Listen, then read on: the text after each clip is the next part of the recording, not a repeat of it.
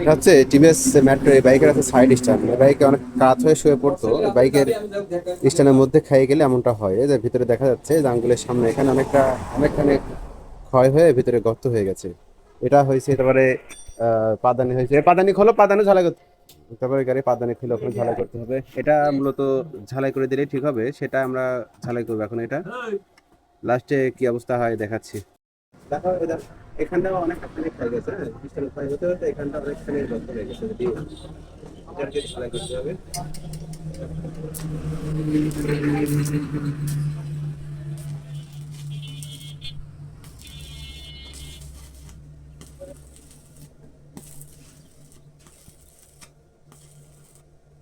আবার যখন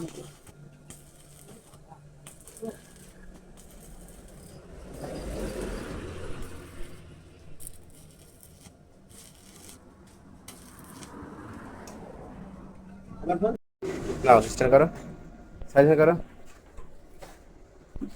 খাড়া করো এবার।